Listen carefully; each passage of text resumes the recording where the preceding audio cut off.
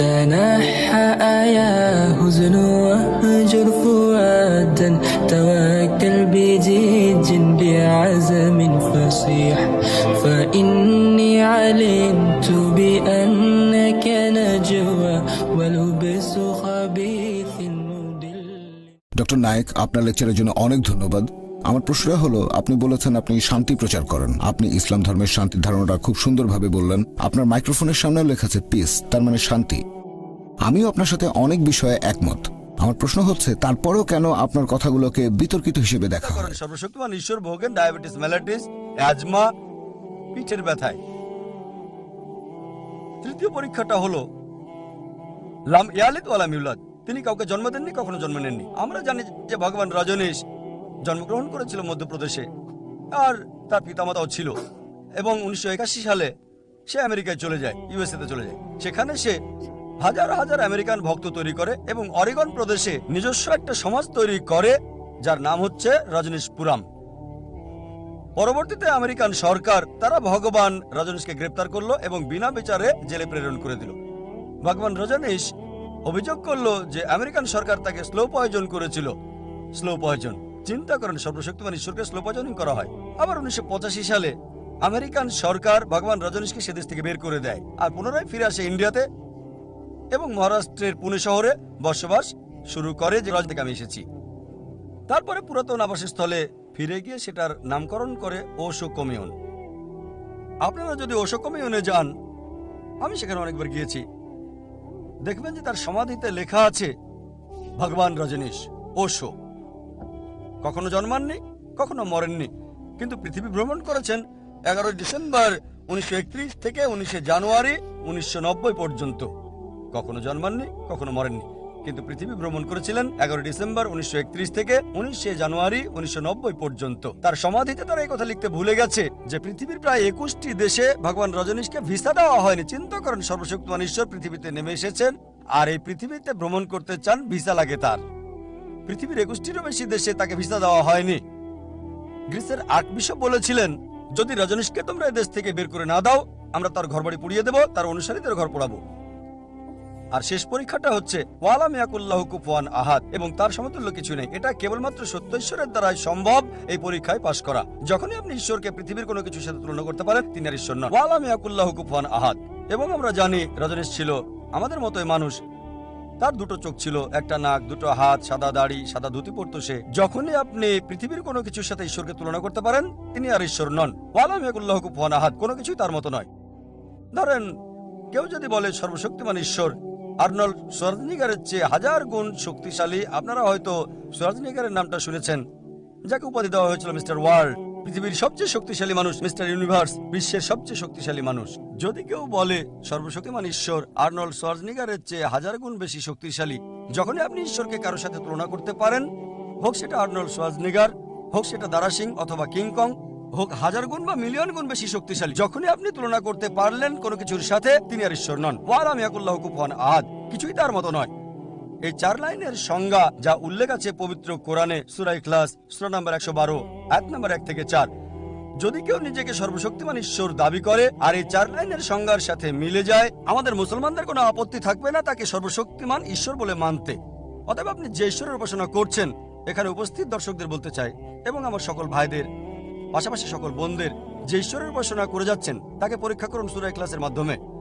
যদি সূরা ইখলাসের এই পরীক্ষায় আপনাদের ঈশ্বর পাশ করে, তবে তিনি সত্য ঈশ্বর। আর যদি সূরা ইখলাসের এই পরীক্ষায় পাশ না করে, সত্য ঈশ্বর নয়। আমরা মুসলিমরা আল্লাহ সুবহানাহু ওয়া তাআলাকে ইংরেজি শব্দ গডের পরিবর্তে আল্লাহ বলাই পছন্দ করি। অনেকেই আমাকে প্রশ্ন করে, কেন ঈশ্বরকে আল্লাহ বলেন? আমরা আল্লাহকে আরবি শব্দ আল্লাহ বলি ইংরেজি গড শব্দের পরিবর্তে। কারণ হলো, একজন মানুষ ইংরেজি শব্দ গড নিয়ে বিভিন্ন রকম প্রশ্ন তুলতে পারে। যেমন ধরেন, যদি আপনি গডের সাথে এস যুক্ত করেন, তাহলে হয় গডস, গডের বহু বচন। কিন্তু বহু আল্লাহ বললে কিছু নেই। কুল হুয়াল্লাহু আহাদ, বলো তিনি আল্লাহ এক, অদ্বিতীয়।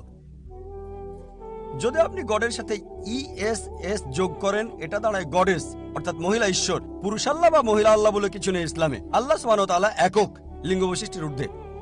গডের সাথে ফাদার শব্দটি যোগ করলে হয় গড ফাদার, সে আমার গড ফাদার, আমার অভিভাবক। কিন্তু আল্লাহ ফাদার বা আল্লাহ আব্বা বলে কিছু নেই ইসলামে।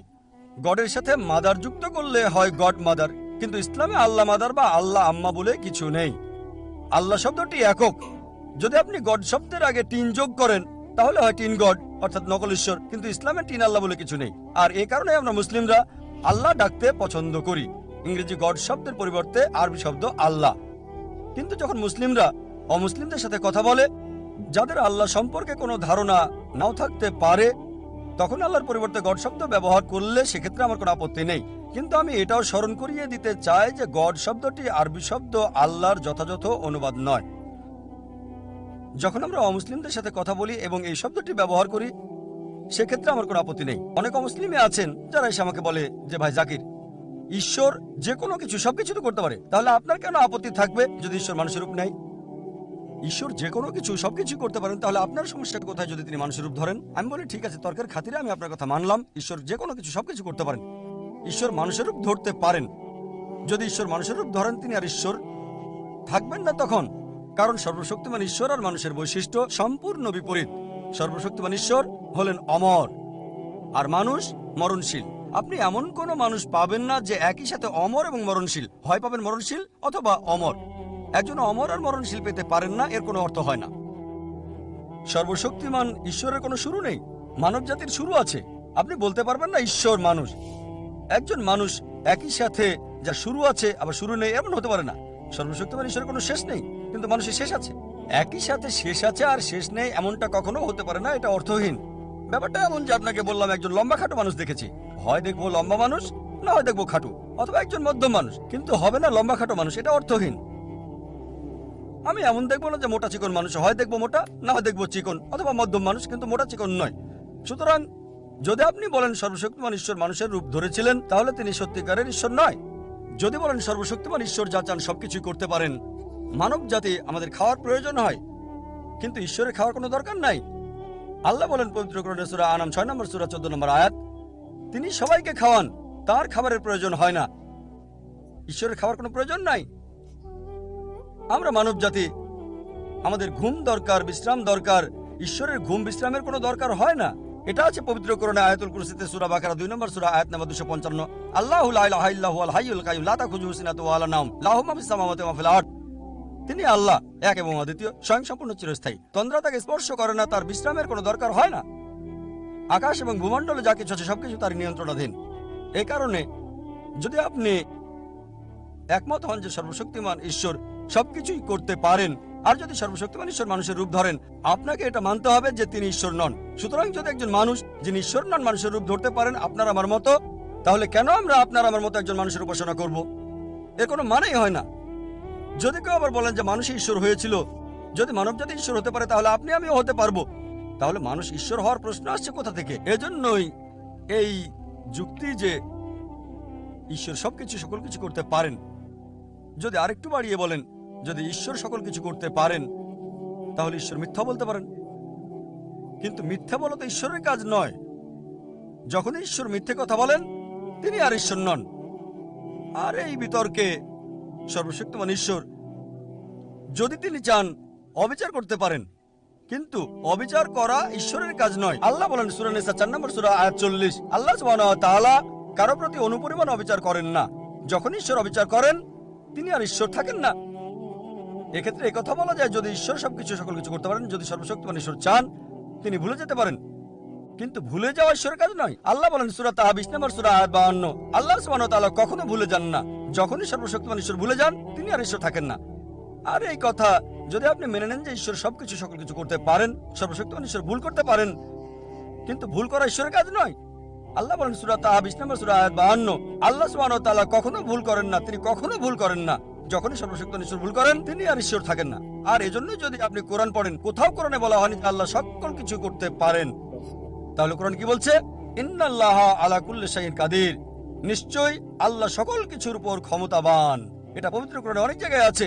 সূরা বাকারা 2 নম্বর সূরা আয়াত নম্বর 106, সূরা বাকারা 2 নম্বর সূরা আয়াত 109, সূরা বাকারা 21 নম্বর সূরা 284 নম্বর আয়াত, সূরা আল ইমরান 3 নম্বর সূরা আয়াত 29, সূরা নাহাল 16 নম্বর সূরা আয়াত 77, সূরা ফাতির সূরা নম্বর 35 আয়াত 1। আল্লাহ বলেন ইন্নাল্লাহা আলা কুল্লি শাইইন কাদির, নিশ্চয়ই আল্লাহ সকল কিছুর উপর ক্ষমতাবান। আল্লাহ বলেন সূরা বুরুজে সূরা নম্বর 85 আয়াত নম্বর 16 যে আল্লাহ যা ইচ্ছা তাই করতে পারেন, তিনি যা ইচ্ছা করেন তাই করতে পারেন।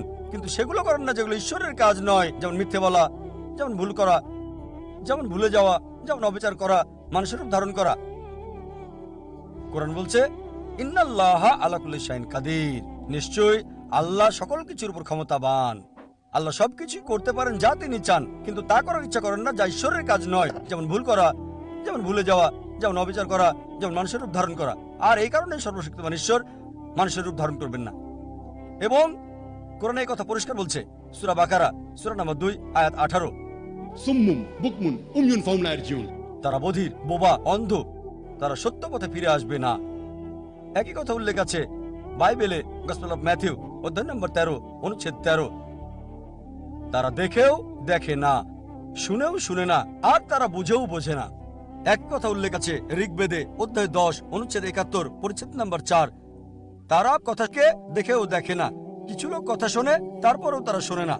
এইসব ধর্মগ্রন্থ, কোরআন, বাইবেল, বেদ সবগুলোতে উল্লেখ আছে তারা দেখেও দেখে না, শুনেও শোনে না, তারা বুঝেও বোঝে না। এই গ্রন্থগুলোর ভাষা অতি স্পষ্ট, একদম পরিষ্কার যে সর্বশক্তিমান ঈশ্বর একজন, তার কোনো প্রতিমূর্তি নেই, তার কোনো ছবি নেই, কেবল তারই উপাসনা করো। তারপরও মানুষ সুম্মুম বুকমুন উময়ুন ফাহুম লা ইয়ারজিউন।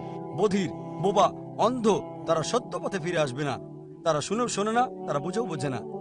ঋগ্বেদ অধ্যায় 10 অনুচ্ছেদ 71 পরিচ্ছেদ নাম্বার 4। কিছু লোক কথাকে দেখেও দেখে না, অন্যরা কথা শুনে তথাপি শোনে না তারা। এই ধর্মগ্রন্থগুলো বলছে যে সর্বশক্তিমান ঈশ্বরের সংজ্ঞা এত স্পষ্টভাবে প্রধান প্রধান ধর্মগুলোতে, তারপরও লোকজন আচরণ করে অন্ধের মতো, বোবার মতো, এবং তারা গ্রন্থের অনুসরণ করে না। ইসলাম ছাড়া অধিকাংশ ধর্মেই একটা মতবাদ আছে যেটাকে বলা হয় অ্যানথ্রোপোমরফিজম। অ্যানথ্রোপোমরফিজম মানে সর্বশক্তিমান ঈশ্বর মানুষের রূপ ধারণ করেন, একেই বলা হয় অ্যানথ্রোপোমরফিজম। ইসলাম ছাড়া অধিকাংশ ধর্ম বিশ্বাস করে যে এক সময় সর্বশক্তিমান ঈশ্বর মানুষের রূপ ধরেছিলেন। অনেকে বিশ্বাস করে ঈশ্বর মানুষের রূপ ধরেছেন অনেকবার।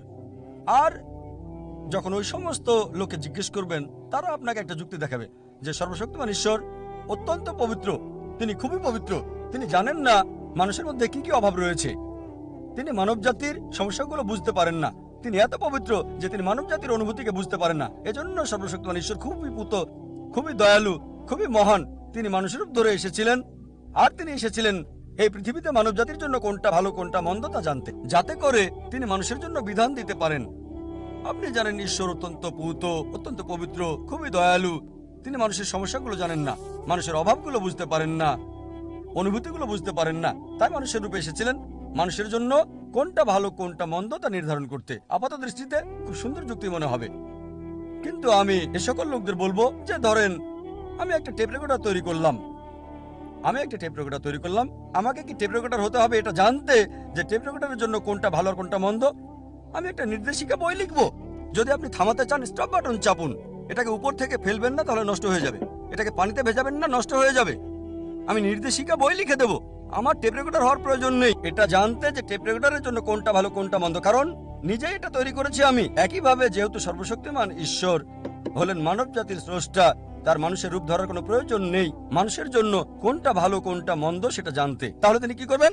একটি নির্দেশিকা পুস্তক প্রেরণ করবেন, এবং সর্বশেষ ও চূড়ান্ত নির্দেশিকা বই মানুষের জন্য, সেটা হলো পবিত্র কোরআন। পবিত্র কোরআন হলো সর্বশেষ ও চূড়ান্ত নির্দেশিকা বই মানুষের জন্য, যা সর্বশক্তিমান ঈশ্বর প্রেরণ করেছেন। মানুষের জন্য কোনটা ভালো কোনটা মন্দ কোরআনেই উল্লেখ আছে। সর্বশক্তিমান ঈশ্বরের মানুষের রূপ ধরতে হয় না, তিনি কি করেন? নির্দেশিকা প্রেরণ করেন। তিনি মানুষের মধ্য থেকে একজনকে বাছাই করেন আর তার সাথে যোগাযোগ রক্ষা করেন ভিন্ন পন্থায়, যাদেরকে আমরা আল্লাহর নবী বা রাসূল বলে থাকি। তাকে পৃথিবীতে নেমে আসতে হয় না, মানুষের রূপ ধরতে হয় না, মানুষের জন্য কোনটা ভালো কোনটা মন্দ তা জানতে। তিনি তো স্রষ্টা, তিনি নির্দেশিকা প্রেরণ করেন। আর সর্বশেষ ও চূড়ান্ত নির্দেশিকা হচ্ছে পবিত্র কোরআন। পবিত্র কোরআন বলছে সূরা ইসরা সূরা নম্বর 17 আয়াত নম্বর 110, কুলিদুল্লাহ আবিদুর রহমান আয়ামা তাদু ফালাল আসমাউল হুসনা। বলো তাকে আল্লাহ বলো অথবা রহমান, তাকে যে নামেই তোমরা ডাকো সকল সুন্দর সুন্দর নামই রয়েছে তার। আপনি আল্লাহ সুবহানাহু ওয়া তাআলাকে যে কোনো নামে ডাকতে পারেন, কিন্তু সেটা অবশ্যই সুন্দর নাম হতে হবে, আল্লাহ সুবহানাহু ওয়া তাআলা কর্তৃক প্রদত্ত নাম হতে হবে, এমন নাম নয় যাতে মনে কোনো ছবি ভেসে ওঠে। কমপক্ষে 99টি বিভিন্ন নামের কথা আল্লাহ সুবহানাহু ওয়া তাআলা পবিত্র কোরআনে উল্লেখ করেছেন। আর রহমান, আর রহিম, আল হাকিম, অতি মহান, অতি দয়ালু, সবচেয়ে জ্ঞানী, কমপক্ষে 99টি। এগুলোর মধ্যে প্রধান হলো আল্লাহ। আয়াতে আল্লাহর সুন্দর নামের উল্লেখ আছে, সূরা ইসরার 17 নম্বর অধ্যায় 110 নম্বর আয়াত ছাড়াও উল্লেখ আছে সূরা আরফ 7 নম্বর সূরা 180 নম্বর আয়াত, সূরা তাহা 20 নম্বর সূরা 8 নম্বর আয়াত, এছাড়াও সূরা আল হাশরের 49 নম্বর সূরা 24 নম্বর আয়াত। আল্লাহর রয়েছে সুন্দর সুন্দর নাম আর কিছু নির্দিষ্ট বৈশিষ্ট্য রয়েছে মহান আল্লাহর নাম এবং গুণাবলীর ক্ষেত্রে। এটা এমন হবে যা তিনি নিজে বলেছেন। এছাড়াও একক নাম হতে হবে। যেমন ধরেন, আমরা অনেকেই জানি প্রথম চাঁদে যে মানুষটি পা রেখেছিলেন তিনি নীল আর্মস্ট্রং। যদি নীল আর্মস্ট্রংকে আমার কোনো নাম দিতে হয়, আর যদি বলি নীল আর্মস্ট্রং একজন নভোচারী, হ্যাঁ তিনি একজন নভোচারী, কিন্তু একক নন, হাজারো নভোচারী রয়েছে। যদি এটাকে উল্টা বলেন কে নভোচারী, উত্তর নীল আর্মস্ট্রং হবে না, হাজারটা নাম আসতে পারে। যদি বলি নীল আর্মস্ট্রং একজন আমেরিকান, লক্ষ লক্ষ মানুষ রয়েছে আমেরিকান, কে আমেরিকান, এক্ষেত্রে হাজারটা নাম চলে আসে। এটা নীল আর্মস্ট্রং এর জন্য একক নয়। সুতরাং যদি নীল আর্মস্ট্রং এর জন্য একক নাম দিতে হয় তাহলে বলতে হবে নীল আর্মস্ট্রং হলেন প্রথম ব্যক্তি যিনি চাঁদে পা রাখেন।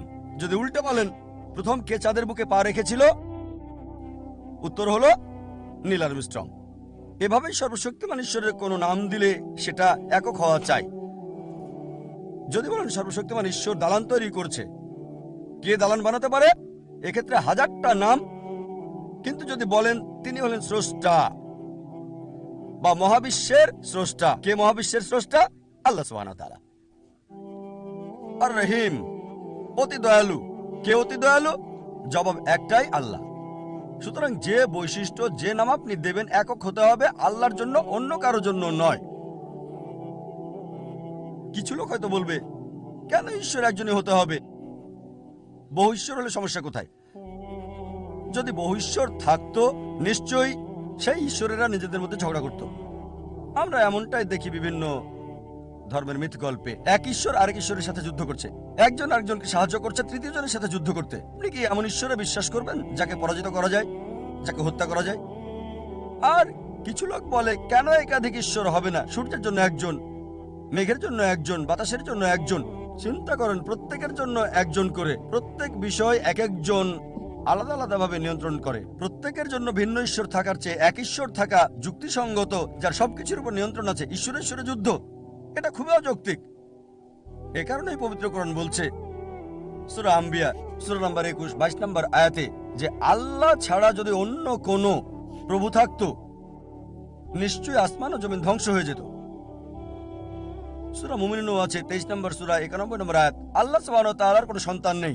আল্লাহ ছাড়া যদি অন্য কোনো ইলাহ থাকতো প্রত্যেকে আপন সৃষ্টি নিয়ে চলে যেত এবং একে অন্যের উপর চড়াও হতো। অবশ্যই তারা নিজেরা ঝগড়া করত।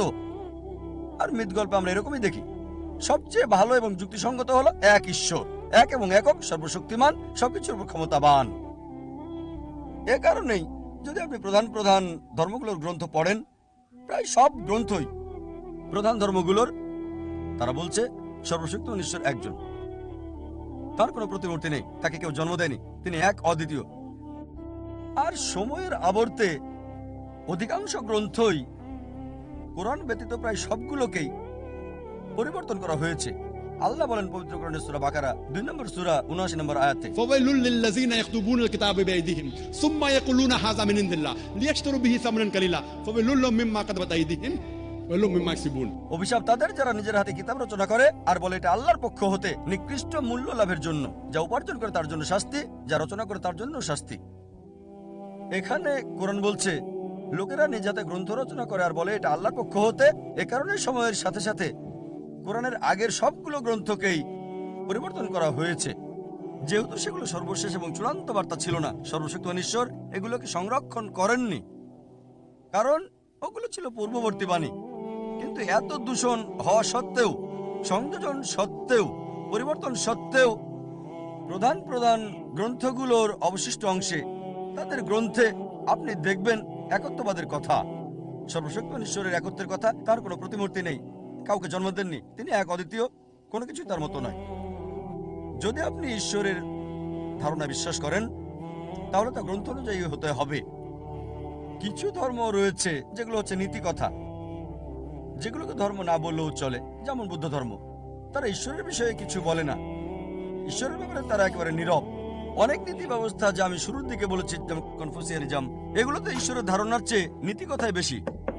এবং সে সমস্ত লোক যারা নাস্তিক, যেমন জৈন ধর্ম ইত্যাদি, যারা নীতিবাদী অথবা নাস্তিক, তাদেরকে আমার ভিডিও ক্যাসেট দেখতে বলা যায় কোরআন কি আল্লাহর বাণী। অনেক আগে লেকচার দিয়েছি। সম্প্রতিও এই এখন থেকে 2 মাস আগে 24শে নভেম্বর বোম্বেতে পিস এক্সিবিশনের দ্বিতীয় দিনে মানবতার সমাধান, কোরআন কি আল্লাহর বাণী, যদি তারা ওই আলোচনাটা দেখে, ইনশাল্লাহ যদি মানুষটা যুক্তিবান হয়, কোরআনের সাহায্যে আমি প্রমাণ করেছি আল্লাহ সুবহানাহু ওয়া তাআলার অস্তিত্ব। এই বিষয়ে ইসলাম যা বলে, ইসলাম শুধু একত্ববাদে বিশ্বাসী করতে বলে না, ইসলাম তাওহীদে বিশ্বাস করতে বলে। তাওহীদ মানে একক করা, একত্ববাদের স্বীকৃতি দেওয়া। এটাই এসেছে আরবি মূল শব্দ ওয়াহাদা থেকে, যার অর্থ এক করা, একত্রিত করা। এটা একত্রিতকরণও বোঝায়। ইসলাম শুধু এক ঈশ্বরে বিশ্বাস করতেই বলে না, তাওহীদে বিশ্বাস করতে বলে। আর তাওহীদের রয়েছে 3টি শ্রেণী: তাওহীদ আর রুবুবিয়া, তাওহীদ আল আসমা ওয়াস সিফাত এবং তাওহীদ আল ইবাদা। প্রথমে তাওহীদ আর রুবুবিয়া মানে হলো কর্তৃত্বের একত্ববাদ রক্ষা করা, ক্ষমতার একত্ববাদ। তাওহীদ আর রুবুবিয়া এসেছে আরবি শব্দ রব থেকে, যার অর্থ প্রভু, রক্ষাকারী, পালনকারী। এর মানে আল্লাহ সুবহানাহু ওয়া তাআলা হলেন স্রষ্টা, পালনকারী, রক্ষাকারী, পৃথিবীর সবকিছুর রক্ষাকারী। সবকিছুই তার উপর নির্ভরশীল। তিনি সবার থেকে, সবকিছু থেকে একেবারে স্বাধীন। আল্লাহ সুবহানাহু ওয়া তাআলার কর্তৃত্বের একত্ব রক্ষা করা, এটাই তাওহীদের রুবুবিয়া। দ্বিতীয়টা হচ্ছে তাওহীদ আল আসমা ওয়াস সিফাত, নাম এবং গুণের ক্ষেত্রে আল্লাহ সুবহানাহু ওয়া তাআলার একত্ব বজায় রাখা। তাওহীদ আল আসমা ওয়াস সিফাত আবার 5 প্রকার। প্রথম হচ্ছে আপনি যে নামেই আল্লাহ সুবহানাহু ওয়া তাআলাকে ডাকবেন, তা হবে তার দেওয়া নামগুলোর মধ্যে একটা। আপনি নিজে কোনো নাম দিতে পারবেন না, বলতে পারবেন না আল্লাহ হলেন আল গাদিব, ক্রোধান্বিত। কোরআন বলছে তিনি ক্রোধান্বিত হন, কিন্তু এর নাম আল্লাহ সুবহানাহু ওয়া তাআলা নিজেও বলেননি বা নবীজি সাল্লাল্লাহু আলাইহি সাল্লামও বলেননি। দ্বিতীয় হলো যখন আল্লাহর গুণাবলী বর্ণনা করবেন, সেটা আপনাকে করতে হবে আল্লাহর নিজের দেওয়া বর্ণনা মতে, অথবা নবীজি আল্লাহ তাআলার যে বর্ণনা দিয়েছেন। নিজের বর্ণনা দিতে পারবেন না। অর্থ যাই হোক মানতে হবে। রূপক অর্থের নিজের বর্ণনা দিতে পারবেন না আল্লাহ সুবহানাহু ওয়া তাআলার প্রতি। তৃতীয়টা হলো আল্লাহ সুবহানাহু ওয়া তাআলার সৃষ্টির বৈশিষ্ট্য আপনি আল্লাহকে দিতে পারবেন না। বলতে পারবেন না যে আল্লাহ ভুলে যায়, নাউজুবিল্লাহ, এটা সৃষ্টির বৈশিষ্ট্য। বলতে পারেন না আল্লাহ ভুল করে। কিছু ধর্মগ্রন্থ যদিও বলে ঈশ্বর ভুল করেন, নাউজুবিল্লাহ, এগুলো তার সৃষ্টির বৈশিষ্ট্য। চতুর্থ হলো কোন সৃষ্টিকে আল্লাহ সুবহানাহু ওয়া তাআলার গুণ এবং বৈশিষ্ট্য কখনোই দেওয়া যাবে না। বলবেন না আমি একজনকে চিনি যে অমর, চিরস্থায়ী। এগুলো হচ্ছে আল্লাহ সুবহানাহু ওয়া তাআলার বৈশিষ্ট্য। পঞ্চম হলো আল্লাহর নাম কোন সৃষ্টিকে দিতে পারবেন না। যদি দিতে হয় আবযোগ করতে হবে। যেমন ধরেন বলতে পারবেন না আর রহিম, বলতে হবে আব্দুর রহিম, পরম দয়ালুর একজন ভৃত্য।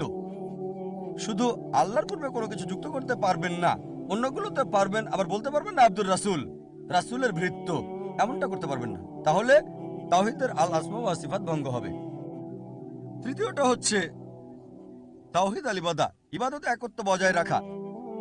ইবাদা এসেছে আরবি মূল শব্দ আব থেকে, যার অর্থ সেবা করা, একজন দাস, একজন ভৃত্য, একজন সেবক। আমাদেরকে ইবাদতের একত্ব বজায় রাখতে হবে। ইবাদত আল্লাহর আর কারো নয়। তাওহীদ আল ইবাদা হলো ইবাদতের একত্ব বজায় রাখা।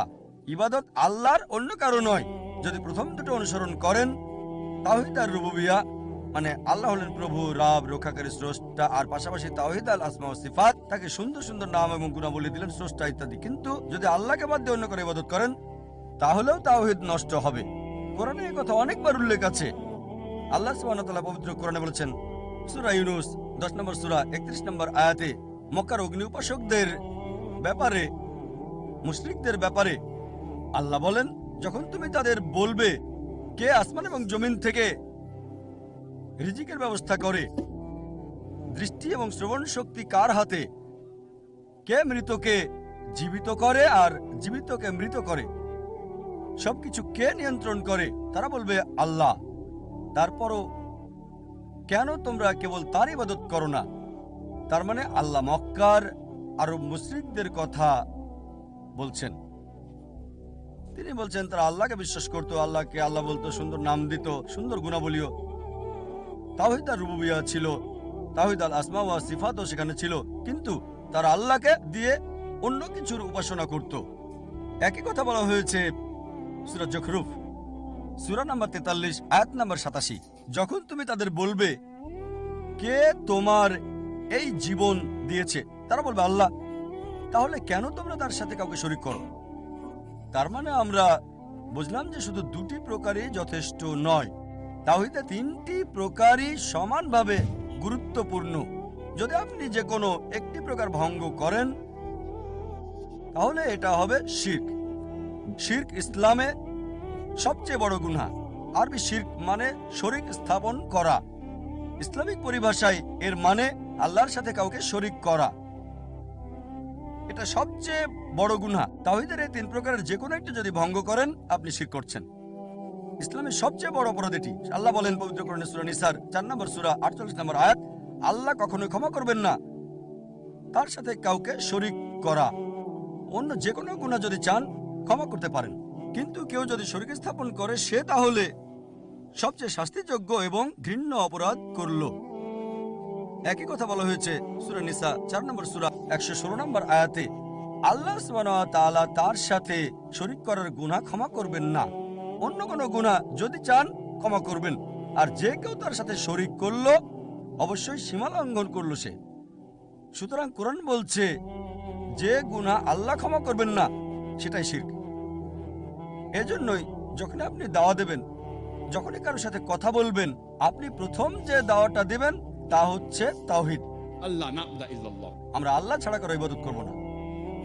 আল্লাহ বলেন পবিত্র কোরআনে সূরা মাইদার 5 নম্বর সূরা 72 নম্বর আয়াত বলা হয়েছে, লাকাদ কাফারাল্লাযীনা ক্বালু ইন্নাল্লাহা হুয়াল মাসীহ ইবনু মারইয়াম। তারা কুফরি করছে যারা বলে মরিয়ম পুত্র মসিহা হচ্ছে আল্লাহ।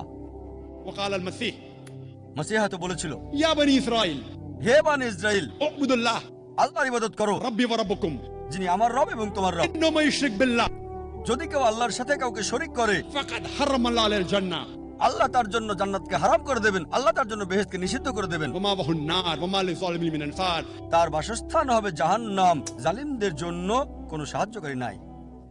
যীশু খ্রিস্ট ভাই সাল্লাল্লাহু আলাইহি সাল্লাম বলেছেন, ইন্নাহু মান ইউশরিক বিল্লাহ যে কেউ আল্লাহর সাথে কাউকে শরীক করলো ফাকাদ হারামাল্লাহু আলাইহিল জান্নাহ, আল্লাহ তার জন্য জান্নাতকে হারাম করে দেবেন, ওয়া মাওয়াহুন নার ওয়া মা লিযালিমিন মিন আনসার, তার আবাসস্থল হবে জাহান্নাম, আর তার জন্য কোনো সাহায্যকারী থাকবে না। এজন্যই লেকচারের শুরুতে আমি পবিত্র কোরআনের একটা আয়াত বলেছিলাম, সূরা আল ইমরান 3 নম্বর সূরা 64 নম্বর আয়াত বলা হয়েছে, কুল ইয়া আহলাল কিতাব বলো হে আহলে কিতাব, তাআলাউ ইলা কালিমাতিন সাওয়াইন বাইনা ওয়া বাইনাকুম, এসো সেই কথায় যে আমাদের এবং তোমাদের মধ্যে এক। প্রথম কথাটা কি? আল্লাহ না'বুদা ইল্লাল্লাহ, আমরা আল্লাহ ছাড়া কারো ইবাদত করি না। শুধু এক ঈশ্বরে বিশ্বাস করাটাই যথেষ্ট নয়, একত্ববাদে বিশ্বাস করার পাশাপাশি ইবাদতে একত্ব বজায় রাখতে হবে, শরীক করা যাবে না। প্রথম কথাটা কি? আল্লাহ না'বুদা ইল্লাল্লাহ, আমরা আল্লাহ ছাড়া কারো ইবাদত করি না, এক সর্বশক্তিমান আল্লাহ ছাড়া। ওয়ালা নুশরিকা বিহি শাইয়্যান, আমরা তার সাথে কাউকে শরীক করি না। ওয়ালা ইয়াত্তাখিযা বা'দুনা বা'দান আরবাবান মিন দুনিল্লাহ, আল্লাহকে বাদ দিয়ে নিজেদের মধ্যে কেউ কাউকে রব হিসেবে গ্রহণ করি না আমরা। ফাইনতাবাল্লাহ যদি তারা মুখ ফিরিয়ে নেয় ফাকুলু শাদু তোমরা সাক্ষী থেকো বিআন্না মুসলিমুন, আমরা মুসলিম, আল্লাহ সুবহানাহু ওয়া তাআলার কাছে আত্মসমর্পণকারী। আল্লাহ পবিত্র কোরআনে বলেন সূরা ইউসুফ 12 নম্বর সূরা 106 নম্বর আয়াত, অধিকাংশ লোকেরাই আল্লাহ তাআলাকে বিশ্বাস করার পর শরীক স্থাপন করে। তার মানে অধিকাংশ লোকজনই ইবাদত করার পাশাপাশি আল্লাহর সাথে কাউকে শরীক করে। সুতরাং ইবাদত করতে হবে কোনো শরীক করা ছাড়া। আল্লাহ বলেন সূরা লোকমান 31 নম্বর সূরা 27 নম্বর আয়াত যে যদি পৃথিবীর সবগুলো গাছপালাকে কলম বানিয়ে দেওয়া হয়, সমুদ্রের পানিকে কালি বানিয়ে দেওয়া হয়, 7 সমুদ্র যুক্ত করা হয়, তবুও আল্লাহর কথা লিখে শেষ করা যাবে না। পবিত্র কোরআনের একটি আয়াতের উদ্ধৃতি দিয়ে আমার বক্তব্য আমি শেষ করছি। সূরা হজ 22 নম্বর সূরা 73 নম্বর আয়াত বলছে, হে মানুষ, মনোযোগ সহকারে একটি দৃষ্টান্ত শোনো। আল্লাহর পরিবর্তে তোমরা যাদের ডাকো তারা যদি সবাইকে একত্রিত করার পরে যদি একটি মাছি সৃষ্টি করতে বলা হয় তারা সেটাও সৃষ্টি করতে পারবে না। যদি সবাইকে ডাকার পরে একটা মাছি সৃষ্টি করতে বলা হয় তারপরেও তারা মাছি সৃষ্টি করতে পারবে না। এমনকি যদি মাছি কিছু ছিনিয়ে নেয় তারা সেটাও উদ্ধার করতে পারবে না। যারা প্রার্থনা করে তারা দুর্বল, যাদের কাছে প্রার্থনা করা হয় তারাও দুর্বল। ওয়া আখির দাওয়ানা আলহামদুলিল্লাহি রাব্বিল আলামিন। এখন আমরা সন্ধ্যার সবচেয়ে মজার পর্বে যাচ্ছি, প্রশ্নোত্তর পর্ব। ডক্টর নায়েক, আপনার লেকচারের জন্য অনেক ধন্যবাদ। আমার প্রশ্নটা হলো, আপনি বলেছেন আপনি শান্তি প্রচার করেন। আপনি ইসলাম ধর্মের শান্তির ধারণাটা খুব সুন্দরভাবে বললেন। আপনার মাইক্রোফোনের সামনে লেখা আছে পিস, তার মানে শান্তি। আমিও আপনার সাথে অনেক বিষয়ে একমত। আমার প্রশ্ন হচ্ছে, তারপরেও কেন আপনার কথাগুলোকে বিতর্কিত হিসেবে দেখা হয়? ইসলামিক বিশ্বে বিভিন্ন মুসলিম বিশেষজ্ঞগণ তারা আপনার কথাগুলোকে ভুল বলে মনে করেন। এরকম হওয়ার কারণটা কি? আপনি বললেন যে হোম সেক্রেটারি আপনাকে যুক্তরাজ্যে নিষিদ্ধ করেছেন মিডিয়ার ষড়যন্ত্রের কারণে। তারপরেও অনেকেই কেন আপনার কথাগুলোকে অপছন্দ করে? ভাই, খুব সুন্দর প্রশ্ন করেছেন। আমি যদি শান্তির বাণী প্রচার করি, শান্তি প্রচার করি, তারপরেও অনেকে আমার বিরুদ্ধে, মুসলিম আছে, অমুসলিম আছে, যুক্তরাজ্যের হোম সেক্রেটারি। ভাই, আপনাকে বুঝতে হবে, যখন কেউ জনপ্রিয় হয়ে যায় তখন অবশ্যই তার বিরুদ্ধে কিছু লোক থাকবে। সেই জনপ্রিয় মানুষটা ভালো কাজ করতে পারে, খারাপ কাজও করতে পারে। আমি আপনাকে একটা সুন্দর উদাহরণ দিচ্ছি। বর্তমানে মাইকেল এইচ হার্ট নামে একজন লেখক, তিনি একটা বই লিখেছেন, পৃথিবীর ইতিহাসে প্রভাবশালী 100 জন মানুষ। তিনি খ্রিস্টান হলেও তালিকায় 1 নম্বরে রেখেছেন সবচেয়ে প্রভাবশালী মানুষ নবী মুহাম্মদ সাল্লাল্লাহু আলাইহি সাল্লামকে। এমনিতেও দেখবেন যে মুসলিমরা তাদের নবীকে ইতিহাসের সবচেয়ে গুরুত্বপূর্ণ আর প্রভাবশালী মানুষ বলে মনে করে থাকে। অনেক অমুসলিমও ব্যাপারটাকে এভাবেই দেখে থাকে। তবে যদি ভালো করে দেখেন যে এই পৃথিবীতে যে মানুষটার বিরুদ্ধে সবচেয়ে বেশি বই লেখা হয়েছে তিনিও নবী মুহাম্মদ সাল্লাল্লাহু আলাইহি সাল্লাম। সেই বইটাতে তালিকায় 2 নম্বরে আছেন স্যার আইজ্যাক নিউটন। তিনি আসলে সব মানুষের কাছে সেভাবে পরিচিত নন, তিনি ছিলেন বিজ্ঞানী। সেই তালিকায় 3 নম্বরে আছেন যীশু খ্রিস্ট বা ঈসা আলাইহিস সালাম। খেয়াল করলে এটাও দেখবেন, পৃথিবীর ইতিহাসে যার বিরুদ্ধে দ্বিতীয় সর্বোচ্চ বই লেখা হয়েছে তিনি হলেন যীশু খ্রিস্ট বা ঈসা আলাইহিস সালাম। এই বইগুলো দেখে আমি কি এমন সিদ্ধান্ত নেব যে নবী মুহাম্মদ সাল্লাল্লাহু আলাইহি ওয়াসাল্লাম এবং যীশু খ্রিস্ট বা ঈসা আলাইহিস সালাম তারা ভালো মানুষ ছিলেন না? আপনাকে বুঝতে হবে, যখন কেউ জনপ্রিয় হয়ে যায় অবশ্যই তার বিরুদ্ধে কিছু লোক দাঁড়িয়ে যাবে। আর যুক্তরাজ্যের হোম ডিপার্টমেন্টের কথা অনুযায়ী 2009 সালে আমি যখন এসেছিলাম এখানে, একটা বিশ্বস্ত সূত্রে আমি জেনেছিলাম যুক্তরাজ্যের হোম ডিপার্টমেন্টের তথ্য অনুযায়ী পৃথিবীতে সবচেয়ে জনপ্রিয় ইসলামিক স্যাটেলাইট চ্যানেল হচ্ছে পিস টিভি। আর যুক্তরাজ্যের সবচেয়ে বেশি যে ইসলামিক স্যাটেলাইট চ্যানেল দেখা হয় সেটাও পিস টিভি। শুধুমাত্র মুসলিমরা যে দেখে তা নয়, অনেক অমুসলিমও পিস টিভি দেখে। এই রিপোর্টই বলছে পৃথিবীতে সবচেয়ে জনপ্রিয় ইসলামিক বক্তা হলেন ডক্টর জাকির নায়েক। আর যুক্তরাজ্যের সবচেয়ে জনপ্রিয় ইসলামিক বক্তাও ডক্টর জাকির নায়েক। এই কারণে হোম ডিপার্টমেন্ট আমাকে অনুরোধ করেছিল যে আমি সেই মুসলিমদের কাছে পৌঁছাতে পারবো কি না যাদের কাছে ইউকে সরকার পৌঁছাতে পারছে না। তবে এখন সরকার পরিবর্তন হয়েছে আর আমার মনে হয় এটা আসলে একটা রাজনৈতিক পদক্ষেপ, কোনো আইনি পদক্ষেপ নয়। আর হয়তো তারা চেয়েছিল জনপ্রিয় কাউকে, যাতে সবাইকে জানাতে পারে আমরা মুসলিমদের বিরুদ্ধে খুব কঠোর। আর আমার মতামত জানতে চাইলে বলবো, আমি রাজনৈতিক নেতাদের চেয়ে বিচার বিভাগের উপর বেশি ভরসা করে থাকি। আমার মতে এরকম হয়েছে জনপ্রিয়তার কারণেই, আর এটা আসলে একটা রাজনৈতিক সিদ্ধান্ত, আইনি সিদ্ধান্ত নয়। আর ইনশাল্লাহ আল্লাহ তাআলা চাইলে এই এক্সক্লুশন অর্ডারটাকে বাতিল করবে কোর্ট অফ আপিল। আশা করি উত্তরটা পেয়েছেন। ধন্যবাদ। আমার নাম মিলিয়াস প্যালিওলাস, পেশায় একজন আইনজীবী, ঐতিহাসিক এবং ধর্ম বিশেষজ্ঞ। আপনি খুব সুন্দরভাবে ইসলাম এবং কোরআনের বিভিন্ন বিষয় ব্যাখ্যা করলেন। তবে ইহুদি ধর্ম, খ্রিস্টান ধর্ম আর ইসলাম, এই সবগুলো ধর্মই ইব্রাহিমের ধর্মবিশ্বাস। একজন ইহুদিও প্রায় একই রকম কথা বলতে পারবে। আপনি যেসব কথাগুলো বলেছেন উদ্ধৃতি দিতে পারবে কোরআন থেকে, উদ্ধৃতি দেবে তাওরাত এবং তালমুদ থেকে। একজন খ্রিস্টানও আপনার মতোই কথাগুলো বলতে পারবে বাইবেলের ওল্ড টেস্টামেন্ট আর নিউ টেস্টামেন্টের উদ্ধৃতি দিয়ে। আর আমি ঠিক জানি না যে আমরা এভাবে কথাটা বলতে পারি কিনা যে একটা ধর্ম অন্য আর একটা ধর্মের চাইতে বেশি উন্নত আর সত্যি, আর অন্যান্য ধর্মগুলা মিথ্যা। এভাবে বোধহয় বলতে পারি না। এটার ফলাফল কি হতে পারে? এসব কারণেই একসময় ক্রুসেড হয়েছিল। ইতিহাস বলছে। আপনি সুবিচার আর শান্তির কথা বললেন। পবিত্র বাইবেলেও এই সুবিচার আর শান্তির কথাই অনেক বেশি বলা হয়েছে, অনেক বেশিবার বলা হয়েছে, পবিত্র আত্মার চাইতে অনেক বেশি। আর খ্রিস্টান ধর্মের অনুসারীরাও অনেক শান্তিপ্রিয়।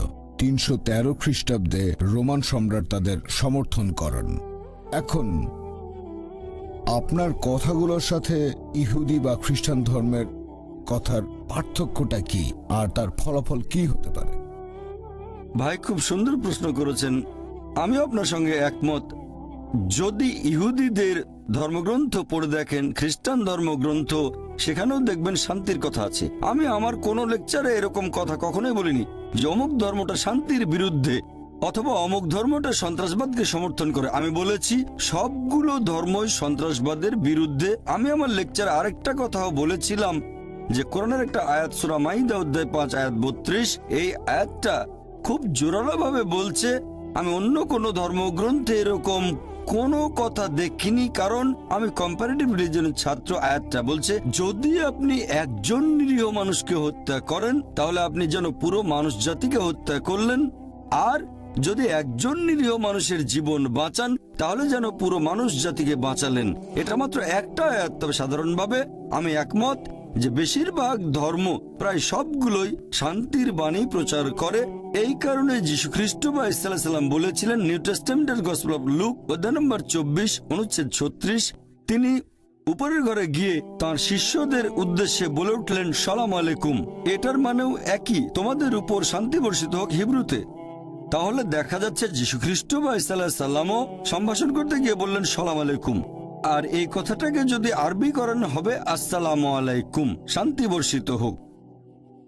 আপনি বললেন একটা ধর্ম আরেকটা ধর্মের চেয়ে উন্নত নয়। আমার মতে আমি বিশ্বাস করি আল্লাহ মাত্র একটাই ধর্ম পাঠিয়েছেন, তিনি অনেকগুলো ধর্ম পাঠাননি। পবিত্র কোরআন বলছে যে আল্লাহ মানুষ জাতিকে বিভক্ত করেছেন বিভিন্ন গোত্রে, বিভিন্ন বর্ণে, বিভিন্ন ভাষায়, যাতে একে অন্যের সাথে পরিচিত হতে পারে, এজন্য না যে একে অন্যকে ঘৃণা করবে। একমাত্র আল্লাহ তাআলা যে ধর্মটা পাঠিয়েছেন সব নবী রাসূলগণের কাছে, হোক তিনি মুসা অথবা হোক যিশু বা ঈসা আলাইহিস সালাম, মুসা আলাইহিস সালাম, মুহাম্মদ সাল্লাল্লাহু আলাইহি সাল্লাম, সেটা হচ্ছে আল্লাহর কাছে নিজের ইচ্ছাকে সমর্পণ করা। আর আমি বিশ্বাস করি যে নবী রাসূলগণ সবাই, যেমন ধরেন আদম, নূহ, মুসা, যিশু, মুহাম্মদ, তারা সবাই শান্তিতে থাকুন। তারা সবাই একটা ধর্মই প্রচার করেছেন, এক আল্লাহকে বিশ্বাস করা আর তার ইবাদত করা, আল্লাহ তাআলার কাছে নিজের ইচ্ছাকে সম্পূর্ণভাবে সমর্পণ করা। আশা করি উত্তরটা পেয়েছেন। গুড আফটারনুন, আমার নাম এজিওস্প্রি, আমি অক্সফোর্ড ইউনিয়নের সেক্রেটারি। আমি একটা ছোট প্রশ্ন করব। আপনি বললেন যে হিজাব মহিলাদেরকে নিরাপত্তা দেবে। আমার মতে এই হিজাব অবশ্যই তাদের ছোট করে। যদি কোনো মহিলা এভাবে চিন্তা করে, এটার উত্তরে কি বলবেন? আপনার প্রশ্নটা যেন কি? আপনি আপনার লেকচারে হিজাবের কথা বললেন যে এটা নাকি মহিলাদের নিরাপত্তা দেবে। এখন একজন মহিলা যদি হিজাব পরার সিদ্ধান্ত নেয়, সেখানে তাহলে সে মহিলাকে ছোট করা হচ্ছে। বোন, সুন্দর প্রশ্ন করেছেন। আমি বলেছিলাম যে মহিলারা হিজাব পালন করবে। এখন হিজাব পালনের সিদ্ধান্ত নিয়ে মহিলারা তো নিজেকে ছোট করছে, এটা তাদের নিচু করছে। পবিত্র কোরআন পড়লে দেখবেন কোরআন এবং ইসলাম এই হিজাবের বিধান দিয়েছে। তার মানে মহিলারা শরীর ঢেকে রাখবে, যে অংশটা দেখা যাবে সেটা হচ্ছে মুখ আর কবজি পর্যন্ত হাত। এটা করা হচ্ছে শালীনতার জন্য। আর এই কথাটা যে শুধু কোরআনে বলা হয়েছে তা নয়, এই কথাটা বলা হয়েছে বাইবেলেও। বাইবেল পড়লে দেখবেন 1 তিমথি অধ্যায় নম্বর 2 অনুচ্ছেদ 9 বলা হয়েছে যে মহিলারা শালীনতার সাথে তাদের পোশাক পরবে, তাদের পোশাক হবে ভদ্র, এবং তারা চুলে বড় খোপা করবে না, চুলে স্বর্ণ বা মুক্তা দেবে না। এরপর আরো বলা হয়েছে 1 করিন্থিয়ান্স অধ্যায় নম্বর 11 অনুচ্ছেদ 5 ও 6, যে মহিলা মাথা ঢেকে রাখে না সে নিজেকে অসম্মান করে, তার চুল কেটে দেওয়া উচিত। আমি এটার সঙ্গে একমত নই। এখানে বাইবেলের উদ্ধৃতি দিচ্ছি। একইভাবে বেদ পড়লে দেখবেন বলা হয়েছে মহিলারা মাথা ঢেকে রাখবে। তাহলে সবগুলো ধর্মগ্রন্থই বলছে যে মহিলারা কাপড় দিয়ে মাথা ঢাকবে। এটা শালীনতার জন্য, এটা মহিলাদের ছোট করার জন্য নয়। আর আপনারা দেখবেন আমার বিরুদ্ধে একটা অভিযোগ করা হয়েছিল এরকম যে ডক্টর জাকির নায়েক বলেছেন মহিলারা যদি হিজাব না পরে আর যদি তারা পশ্চিমা পোশাক পরে তাহলে তাদের ধর্ষণের শিকার হওয়ার সম্ভাবনা থাকে। এখানেও আসলে ভুল উদ্ধৃতি দেওয়া হয়েছে। আমি বলেছিলাম যে মহিলারা খোলামেলা পোশাক পরলে ধর্ষিত হওয়ার সম্ভাবনা বেশি থাকে। আমি আরেকটা কথা বলি যে সানডে টাইমস পত্রিকা, যে পত্রিকা আমার বিরুদ্ধে খবর ছেপেছিল 1 বছর আগে 2009 সালে মার্চ মাসের 9 তারিখে সানডে টাইমসে এটা ছাপা হয়েছিল যে ব্রিটেনে প্রতি 7 জনে 1 জন মনে করে যেসব মহিলারা খোলামেলা পোশাক পরে তাদের আঘাত করা উচিত। দুঃখিত, আমি এটার সঙ্গে একমত নই। এটা একটা পরিসংখ্যান যেটা দেওয়া হয়েছিল সানডে টাইমস পত্রিকায় 2009 সালে মার্চ মাসের 9 তারিখে যে ব্রিটেনে প্রতি 7 জনে 1 জন ব্রিটিশ মনে করে যে মহিলারা খোলামেলা পোশাক পরে তাদের আঘাত করা উচিত। এর সঙ্গে আমি একমত নই। এছাড়াও আরেকটা খবর ছাপা হয়েছিল, সেটা 2005 সালে সেই একই পেপার সানডে টাইমস বলা হয়েছে যে ব্রিটিশদের মধ্যে শতকরা 26 জন মনে করে যে খোলামেলা পোশাক মহিলাদের ধর্ষিত হওয়ার পেছনে আংশিক বা সম্পূর্ণভাবে দায়ী। তাই আমি মনে করি আপনি যত বেশি শালীনভাবে পোশাকটা পরবেন তত বেশি সম্মান পাবেন। তাই ইসলামে মহিলাদের জন্য এই হিজাবের বিধান দেওয়া হয়েছে তাদের ছোট করার জন্য নয়, উপরে তোলার জন্য। আমি একমত যে কালচারে পার্থক্য থাকবে। ইসলাম কাউকে পালন করার জন্য জোর করতে পারে না। কালচারে পার্থক্য থাকবে। যেমন ধরেন, আমি একটা উদাহরণ দিচ্ছি যে কিছু সমাজে তারা মনে করে যে মহিলাদের দিকে তাকানোটাও অভদ্রতা।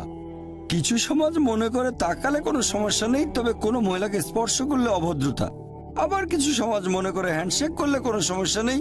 কিছু সমাজ মনে করে চুমু দিলেও সমস্যা নেই। কিছু সমাজ মনে করে একটা ছেলে আর একটা মেয়ে নিজের ইচ্ছা যা কিছু করতে পারে, সমস্যা নেই। তাহলে এক এক সমাজে এক এক কালচারে এক এক রকম নিয়ম কানুন দেখতে পাবেন।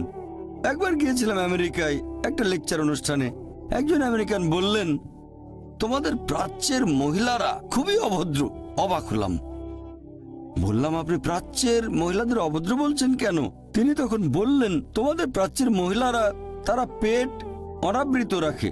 তাহলে আমেরিকা আর পশ্চিমা দেশগুলোতে পেট ঢেকে না রাখাটা হচ্ছে অভদ্রতা, আর ভারতে পেট না ঢাকাটা অভদ্রতা নয়, শর্টস পরাটা হচ্ছে অভদ্রতা। তাহলে বোন, আপনাকে বুঝতে হবে কালচারে পার্থক্য থাকবে, নিয়মে পার্থক্য থাকবে। ইসলাম জোর করতে পারে না পালন করার জন্য। পবিত্র কোরআনে পরিষ্কার বলা হয়েছে সূরা বাকারা অধ্যায় 2 আয়াত নম্বর 256, লা ইকরাহ ফিদ্দিন। দিনের ব্যাপারে কোনো জবরদস্তি নেই। তবে যদি একজন মহিলা হিজাব পালন করতে চায় কারণ তারা মনে করে যে এভাবে শালীন থাকবে, সম্মান পাবে, আমার মতে অন্য মহিলাদের দ্বিমত হওয়া উচিত না। আমি যখন যুক্তরাজ্যে গিয়েছিলাম তখন হাজার হাজার মহিলাকে দেখেছি আমি যারা মাথা ঢেকে রেখেছে। তারা মনে করে এতে মর্যাদা বাড়ছে, কারণ হচ্ছে শালীনতা। আশা করি উত্তরটা পেয়েছেন।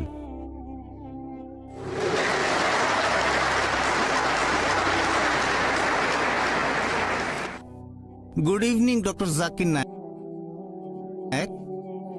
আমার নাম ডক্টর রামসি, অক্সফোর্ড থেকে, ইউনিভার্সাল পিস অর্গানাইজেশনের অ্যাম্বাসেডর।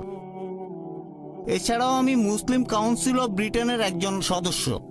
প্রথমেই বলবো, আপনি অসাধারণ একটা কাজ করেছেন, আলহামদুলিল্লাহ।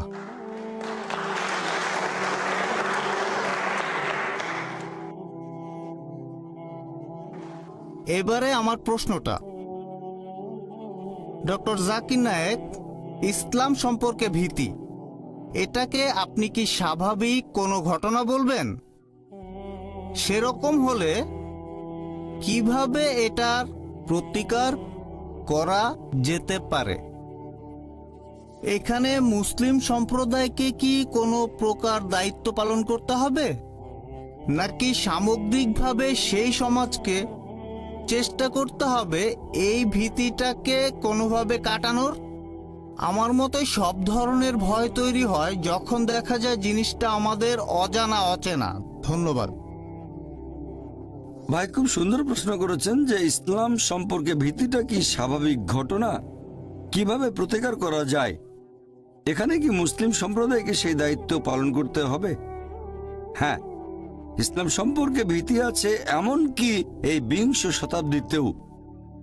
আর আমি আমার লেকচারে বলেছিলাম, আমার মতে ইসলাম সম্পর্কে এই ভীতির অন্যতম একটা কারণ হচ্ছে এই মিডিয়া। এছাড়াও লেকচারে বলেছিলাম যে ইসলাম ধর্ম সম্পর্কে মিডিয়া বেশ কিছু ভুল ধারণা প্রচার করে থাকে। আমি এ ব্যাপারে একমত যে এখানে আমাদের মুসলিমদের দায়িত্ব হচ্ছে আমরা ইসলামের সত্যের বাণী প্রচার করব। আমি জানি মুসলিমদের মধ্যেও কিছু কুলাঙ্গার আছে। আমি বলছি না যে মুসলিমরা সবাই 100% ধার্মিক, সবাই ভালো। সব সম্প্রদায়ের ভেতরে কুলাঙ্গার আছে, মুসলিমদের ভেতরে। মিডিয়া এখানে কি করে? তারা মুসলিম সম্প্রদায় থেকে এই কুলাঙ্গারদের বেছে নেয় আর প্রচার করে যে এরাই হচ্ছে আদর্শ মুসলিম। আমাদের যেটা করতে হবে, আমরা প্রচার করব কোরআনের সঠিক শিক্ষাটা আর নবী মুহাম্মদ সাল্লাল্লাহু আলাইহি ওয়াসাল্লামের হাদিসগুলো। আর যদি কোনো মুসলিম এমন কোনো কাজ করে যেটা ইসলাম ধর্মের বিরুদ্ধে যায়, সেটা যদি সন্ত্রাসবাদ হয়ে থাকে, যদি নিরীহ মানুষকে মারা হয়, তাহলে আমাদের মুসলিমদের দায়িত্ব এই সব লোকদের জানানো যে এটা হচ্ছে হারাম। কিছু মানুষ ভুল পথে পরিচালিত হয়েছে আর তাদের ব্রেন ওয়াশ করা হয়েছে, তাই তারা বলে যে নিরীহ মানুষ হত্যা করাটা ইসলামের একটা অংশ, এজন্য পুরস্কার পাবেন। আমাদের দায়িত্ব হবে মূলধারার মুসলিম হিসেবে ইসলামের সঠিক আর সত্যের বাণী প্রচার করা আর এই সব মুসলিমদের ভুল পথে যেতে না দেওয়া। এটা 1 নম্বর পয়েন্ট। 2 নম্বর পয়েন্ট, আমাদের দায়িত্ব হবে যে দেশে বাস করি সে দেশে সরকারকে এটা জানানো যে ইসলাম একটা শান্তির ধর্ম। আর আমি বিশ্বাস করি যে মুসলিমরা হবে সমাধানের একটা অংশ, কোনো সমস্যার অংশ নয়। সরকারের এটা ভাবা ঠিক হবে না যে মুসলিমরা সমস্যার একটা অংশ, ভাবা উচিত যে মুসলিমরা সমাধানের একটা অংশ। এই একই পরামর্শ আমি ভারতের পুলিশকেও দিয়েছি আর বোম্বের পুলিশ সদস্যদের সাথে প্রায় দেখা সাক্ষাৎ হয়। আমি তাদের বলি যে মুসলিমদের ব্যাপারে আপনারা বিশ্বাস করতে পারেন। সবচেয়ে ভালো হয় যদি কথাবার্তা বলেন। আমি বিভিন্ন দেশের পুলিশ অফিসারদের সাথে কথা বলেছি। আমরা চেষ্টা করব বিভিন্ন প্রশ্নের উত্তরগুলো দিতে, ভুল ধারণাগুলো তাদের কাছ থেকে দূর করে দিতে, আর প্রমাণ করব যে ইসলাম আসলে একটা সহনশীল ধর্ম, এটা শান্তির ধর্ম। আর আপনি যদি ইসলামের শিক্ষাগুলো জানেন তাহলে আপনি তাকে কখনোই ভয় পাবেন না যে সত্যিকারের মুসলিম। আমি মুসলিম সম্প্রদায়ের কুলাঙ্গাদের কথা বলছি না। আশা করি উত্তরটা পেয়েছেন।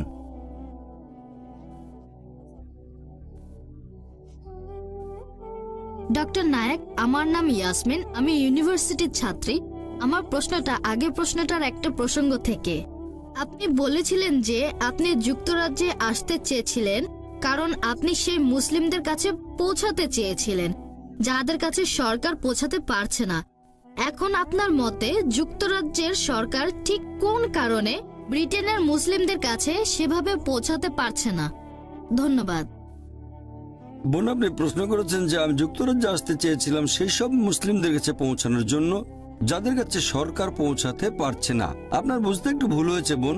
আমি বলেছিলাম Charles Farr, office for security and counter টেরোরিজমের ডিরেক্টর জেনারেল মনে করেন যে আমি সেই সব মুসলিমদের কাছে পৌঁছাতে পারি যাদের কাছে সরকার পৌঁছাতে পারছে না। তিনি মনে করেন, আমি না। আর আমি যেটা মনে করি, এখানে হোম ডিপার্টমেন্টের কাছে এই তথ্যটা ছিল যে পিস টিভি হচ্ছে যুক্তরাজ্যের সবচেয়ে জনপ্রিয় ইসলামিক স্যাটেলাইট টিভি চ্যানেল। মুসলিমরা দেখেন, পাশাপাশি অমুসলিমরা দেখেন। আর সবচেয়ে জনপ্রিয় বক্তা হোম ডিপার্টমেন্টের কথা অনুযায়ী, আমার না, হোম ডিপার্টমেন্টের কথা অনুযায়ী ডক্টর জাকির নায়েক।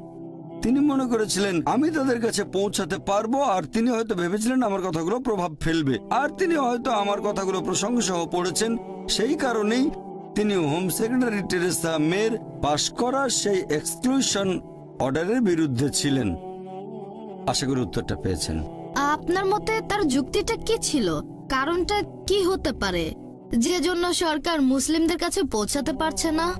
হ্যাঁ, যদি আমার মতামত জানতে চান যে আমি চার্লস ফারের দৃষ্টিভঙ্গিটার সাথে একমত কি না যে সরকার পৌঁছাতে পারছে না, হ্যাঁ আমি একমত। আমি তার সাথে একমত কারণ আগের প্রশ্নের উত্তরে আমি বলেছিলাম সরকারের এভাবে ভাবা উচিত নয় যে মুসলিমরা সমস্যার একটা অংশ, সরকারের ভাবা উচিত যে মুসলিমরা সমাধানের একটা অংশ। কারণ এখানে অনেক মুসলিম আছেন যারা ব্রিটিশ নাগরিক, আর একজন মুসলিমের দায়িত্ব হচ্ছে যে দেশে বসবাস করছে সেখানকার আইন কানুন সবকিছু মেনে চলা, যতক্ষণ না তাকে এমন কিছু করতে বাধ্য করা হচ্ছে যেটা ইসলাম ধর্মে নিষিদ্ধ, অথবা এমন কিছু করতে বাধা দেওয়া হচ্ছে যেটা ইসলাম ধর্মে বাধ্যতামূলক। ভারতের কথা যদি বলতে হয়, আমার জানা মতে সেখানে এমন কোনো আইন বা সংবিধানের ধারা নেই যেটা ভারতের মুসলিমদের বাধ্য করছে এমন কিছু করতে যেটা নিষিদ্ধ, অথবা এমন কোনো কাজে বাধা দিচ্ছে যেটা ইসলাম ধর্মে বাধ্যতামূলক। তাই আমি একজন নিয়ম মানা মুসলিম আর ভারতীয় হিসেবে গর্বিত। তাহলে আমি ভারতীয় মুসলিম হিসেবে গর্বিত। সেরকম আমার মনে হয় অনেক ব্রিটিশ নাগরিক আছেন যারা আমার মতো করে ভাবেন, তারা মুসলিম এবং তারা দেশের আইন কানুন সবকিছু মেনে চলছেন, তাই তারা ব্রিটিশ মুসলিম।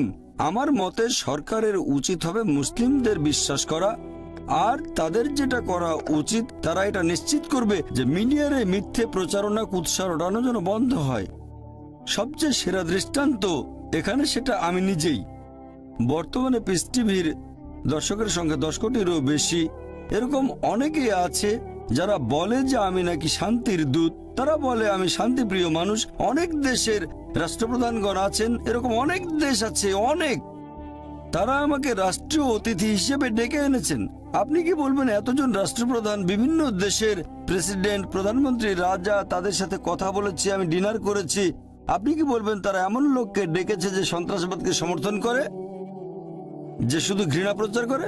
আমি এখানে বলবো এই পুরো ব্যাপারটাই আসলে কৌশলে নিয়ন্ত্রণ করেছে মিডিয়া। মিডিয়া দ্বারা প্রভাবিত হওয়া সরকারের উচিত হবে না, বা প্রভাবিত হয়ে সিদ্ধান্ত নেওয়াটা উচিত হবে না। তাদের কি করা উচিত? তাদের উচিত হবে সেই লোককে ব্যাখ্যা করার সুযোগ দেয়া। তাহলে আমার মতে তাদের ভেতরের ভুল ধারণাগুলো দূর হবে, আর আমি নিশ্চিত যে যুক্তরাজ্য বসবাসের জন্য একটা শান্তিপূর্ণ জায়গা হবে। আশা করি উত্তরটা পেয়েছেন।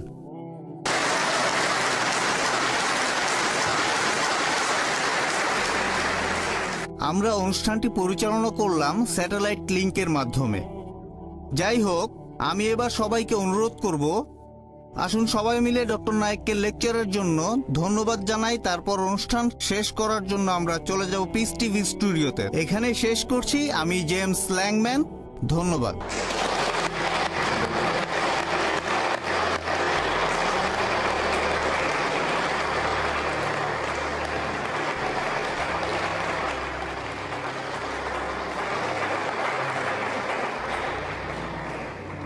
আমি আন্তরিকভাবে ধন্যবাদ জানাচ্ছি অক্সফোর্ড ইউনিয়নকে, বিশেষ করে অক্সফোর্ড ইউনিয়নের প্রেসিডেন্ট মিস্টার জেমস ল্যাংম্যানকে এই অনুষ্ঠানের আয়োজনের জন্য। তারা যেভাবে আমাকে আমন্ত্রণ জানিয়েছেন সেটারও প্রশংসা করছি এই লেকচারের জন্য।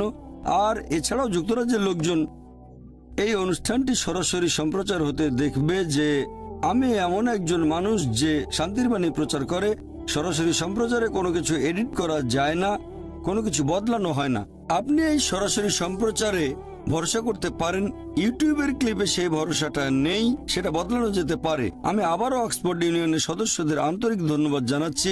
আমি আশা করছি খুব শিগগিরই যখন এক্সক্লুশন অর্ডারটা বাতিল করা হবে, ইচ্ছে আছে আমি নিজে একবার অক্সফোর্ড ইউনিয়নে এসে সদস্যদের সাথে পরিচিত হব। সবাইকে অনেক ধন্যবাদ। ও আখিরি দাওয়ানা আলহামদুলিল্লাহ রাব্বিল আলামিন।